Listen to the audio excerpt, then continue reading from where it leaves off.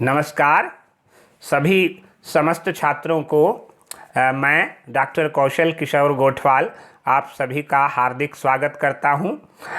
अंतर्जाल के माध्यम से संचालित इस स्नातक प्रथम वर्ष के द्वितीय प्रश्न पत्र की ऑनलाइन कक्षा में आप सभी का हार्दिक स्वागत है। जैसा कि आप सभी जानते हैं, यहाँ पर हम हितोपदेश नामक ग्रंथ का अध्ययन कर रहे हैं। द्वितीय कथा आरंभ हो चुकी है, जो कि व्याघ्र एवं वृद्ध व्याघ्र एवं पथिक की कथा है।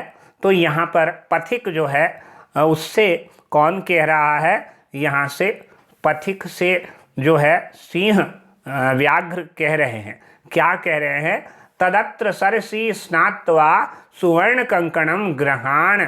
वो कह रहे हैं, व्याघ्र कह रहा है कि तुम स्नान करके पवित्र होकर मुझसे यह सोने का कंगन ग्रहण कर लो। तदत्र, इसीलिए तुम सरसी स्नात्वा, इस सरोवर में स्नान करके सुवर्ण कंकणम, सोने के कंगन को मुझसे गृहाण ले लो, प्राप्त कर लो। ततो यावद असौ, तो यावद जिस समय, असौ तदवचः प्रीतो लोभासरः स्नातुं प्रविशति तवान महापंके निमग्नः पलायितुम अक्षमः।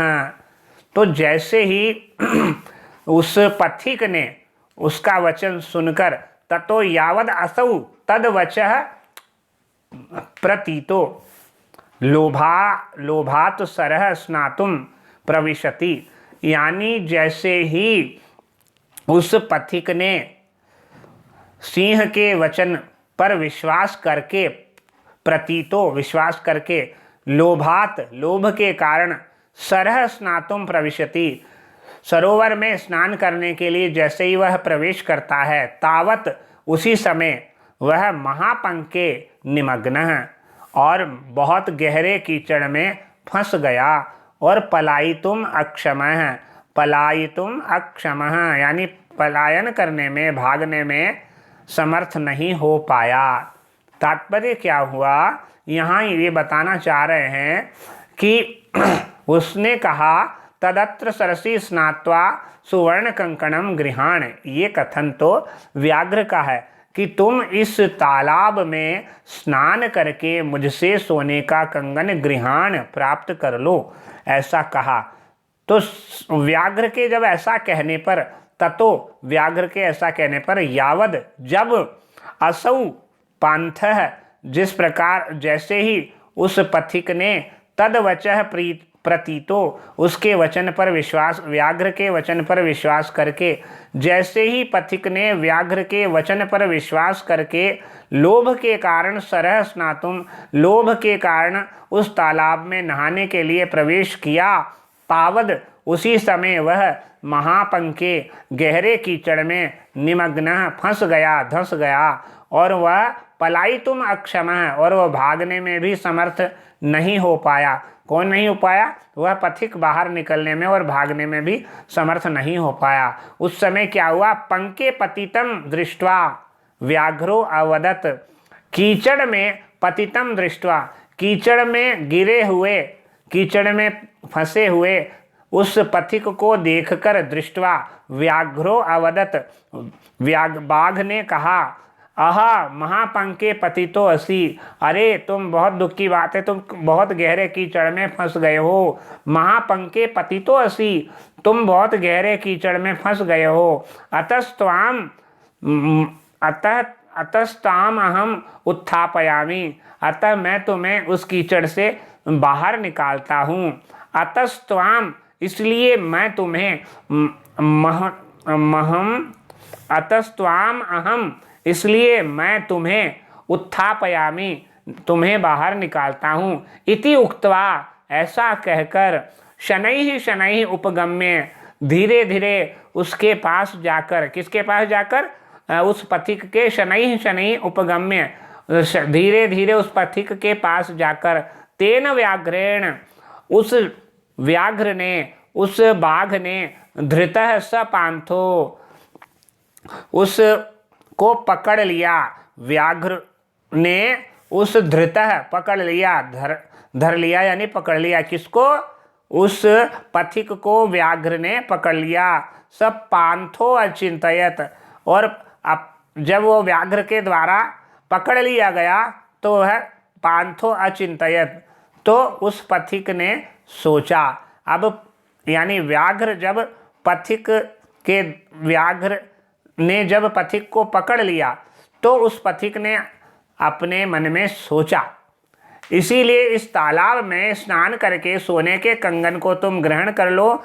तब ज्यों ही उसकी बात पर विश्वास करके लोभ से तालाब में स्नान करने के लिए वह प्रविष्ट हुआ, त्यों ही गहरे कीचड़ में फंस गया और भागने में असमर्थ हो गया। उसको कीचड़ में फंसा हुआ देखकर व्याघ्र बोला, अरे तुम तो बहुत गहरे कीचड़ में फंस गए हो, गहरे कीचड़ में फंस गए हो, इसलिए मैं तुम्हें इस कीचड़ से जो बाहर निकाल लेता हूँ। यह कहकर धीरे धीरे पास आकर व्याघ्र ने उसे पकड़ लिया। तब पथिक सोचने लगा। अब पथिक क्या सोचने लगा, उससे पहले थोड़ा सा ये गद्य के शब्दों को देख लेते हैं। गृहाण, ग्रह धातु लोट लकार मध्यम पुरुष एक वचन, तद वचः प्रतीतः, तस्य वचः तस्मिन् प्रतीतः, यानी उसकी बातों पर विश्वास करके। प्रतीतः का यहाँ प्रति प्लस ई प्लस कत प्रत्यय, तब जाके बना प्रति प्लस इण प्लस कत प्रत्यय प्रतीतः। स्नातुम, स्ना धातु और तुमन प्रत्यय स्नातुम। महापंके, महांच असौ पंकः कर्मधार्य महापंके तस्मिन्। निमग्नः, नि उपसर्ग मस्ज धातु और कत प्रत्यय। पलायितुम यानी पला प्लस अय प्लस तुमुन पलायितुम, और फिर उसके बाद उत्थापयामि, उद प्लस स्था प्लस णिच लट प्रथम पुरुष मध्यम उत्तम पुरुष एक वचन उत्थापयामि। उद उपसर्ग है, स्था धातु है, णिच प्रत्यय है और परस्मै पदी में लट लकार उत्तम पुरुष एक वचन। उपगम्य, उप प्लस गम प्लस ल्यप, उपगम्य समीप जाकर। धृतः, धृ धातु और कत प्रत्यय पकड़ लिया। और अचिंतयत, चिंत धातु लोट, चिंत धातु लंग लकार, चिंत धातु परस्मै पदी लंग लकार और प्रथम पुरुष एक वचन। अपठत, अपठताम, अपठन, अचिंतयत, अचिंत, तो चिंत प्लस लंग लकार। ठीक है, अब यहाँ पर ये हो गया। अब क्या सोच रहा है पथिक अपने मन में, वह श्लोक देखिए। न धर्मशास्त्रम पठतीति कारणम न चापि वेद अध्ययनम दुरात्मनः स्वभाव एवात्र तथातिरिच्यते यथा प्रकृत्या मधुरम गवाम पयः। देखिए, व्यक्ति का जो स्वभाव होता है उस स्वभाव को मनुष्य कभी नहीं छोड़ता है। दुर्जनों ने धर्मशास्त्र पढ़ा है, केवल इसी कारण से नहीं वेदों का अध्ययन किया है, इसी कारण से भी उन पर विश्वास नहीं करना चाहिए। जैसे वस्तुतः स्वभाव प्रबल होता है, स्वभाव जो मनुष्य का वो प्रबल होता है, बहुत बड़ा प्रभाव होता है उसका। जैसे गाय का दूध स्वभाव से ही मीठा होता है, उसी प्रकार दुष्ट भले ही कितना भी ज्ञान आर्जन कर ले, कितना ही शास्त्र पढ़ ले, लेकिन वह दुष्टता नहीं छोड़ता है, क्योंकि दुष्ट का स्वभाव दुष्टता है। मानव का स्वभाव मानवता है, उसी प्रकार दुष्ट का स्वभाव दुष्टता है। उसी प्रकार यहाँ पर ये गाय का उदाहरण दिया है कि जिस प्रकार गाय का दूध स्वभाव से मीठा ही होता है, तो ये यहाँ पर बताया गया है। न धर्मशास्त्र, ये लिखा है न धर्मशास्त्रम पठति इति कारणम न चापि वेद अध्ययनम दुरात्मनः। ये दो कारण दिया है कि दुर्जनों ने भले ही धर्मशास्त्र का अध्ययन कर लिया, पढ़ लिया है, या किसी कारण से ये वेदों का भी अध्ययन कर लिया है, ये दो बात है। इन्हीं कारण से, इस कारण से भी उन पर विश्वास नहीं किया जा सकता। विश्वास कारणम, उन पर विश्वास नहीं किया जाना चाहिए। भले ही वो कितने ही ग्रंथों का अध्ययन कर ले और भले ही वह वेद शास्त्र भी पढ़ ले, ये दो बात है। न धर्मशास्त्रम पठति, पहला तो कारणम, और दूसरा कारण वेद अध्ययनम दुरात्मनः, यानी दुष्ट व्यक्ति भले ही वेदों का अध्ययन कर ले या भले ही धर्मशास्त्र पढ़ ले, स्वभाव एव अत्र तथा अतिरिच्यते, क्योंकि स्वभाव ही प्रबल होता है। जैसे यथा प्रकृत्या, जैसे स्वभाव से, मधुरम मीठा ही होता है। पयः, किसका पयः? गवाम पयः। जिस प्रकार गवाम पयः मधुरम, जिस प्रकार गाय का दूध मीठा ही होता है, वैसे ही दुष्ट का स्वभाव दुष्टता करना होता ही है। तो धर्मशास्त्र पढ़ता है, धर्मशास्त्र उसने पढ़ लिया है, अथवा वेदों का अध्ययन जिसने कर लिया है, इसी कारण से, भले ही ये कारण हो, इसी कारण से भी उन पर विश्वास नहीं करना चाहिए, क्योंकि वस्तुतः स्वभाव मनुष्य का हो या किसी भी पशु पक्षी का हो, वह स्वभाव परिवर्तित नहीं होता है, वह अपरिवर्तनशील होता है। इसलिए वस्तुतः स्वभाव अतिरिच्यते, प्रबल होता है। इसीलिए जैसे उदाहरण दिया है, जिस प्रकार गाय का दूध स्वभाव से ही मीठा होता है, पीने में अच्छा लगता है, स्वादु होता है, सुस्वादु, इसीलिए दुष्ट का स्वभाव दुष्टता है, वह सज्जन कभी नहीं बन सकता, भले ही कितने ही ग्रंथों का अध्ययन कर ले। यहाँ है धर्मशास्त्रम मनुस्मृत्यादिकं पठति वाचयति इति नरः विश्वासस्य कारणं नास्ति वेदाध्ययनं वेदानां पठनं चापि करोति इति दुरात्मनः दुष्ट स्वभावस्य पुरुषस्य विश्वासस्य न कोऽपि कारणमस्ति। उस पर बिल्कुल भी विश्वास नहीं करना चाहिए। हेतु यह नरः भवति स्वभावः प्रकृति एव अत्र विश्वासे तथा तेनैव रूपेण अतिरिच्यते विशिष्यते। यथा येन प्रकारेण गवां धेनूनां पयः दुग्धं प्रकृत्या स्वभावेन मधुरं सुरसं भवति, अर्थात दुर्जनानां स्वभावः कदापि न मुञ्चति, ते सदा दुष्टमाचरन्ति इति भावः।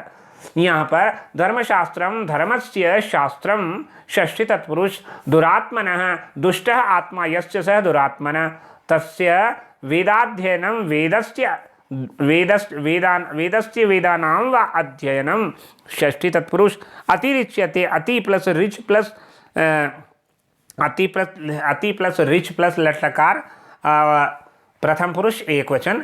प्रस्तुत श्लोक में वंशस्थ छंद का प्रयोग किया गया है, बड़ा श्लोक है। वंशस्थ छंद के प्रत्येक चरण में 12 वर्ण होते हैं, जो क्रमशः जगण तगण जगण और एक रगण के क्रम से होते हैं। वापस से, वंशस्थ छंद के प्रत्येक चरण में 12 वर्ण होते हैं, जो क्रमशः जगण तगण जगण और एक रगण के क्रम से होते हैं, और चरण के अंत में यति होती है। जतौ तु वंशस्थम उदीरितम जरौ, जतौ तु वंशस्थम उदीरितम जरौ, ये इसका लक्षण है। अगला श्लोक देखेंगे। अवशेन्द्रिय चित्तानां हस्ति स्नानमिव क्रिया दुर्भगा भरण प्रायो ज्ञानम भारः क्रियाम विना। ये छोटा सा श्लोक है। इस श्लोक को हम अगले वीडियो में करेंगे। आप ध्यान रखिएगा, इस श्लोक को हम अगले वीडियो में करेंगे। तब तक के लिए यहीं विराम देते हैं। नमस्कार, धन्यवाद।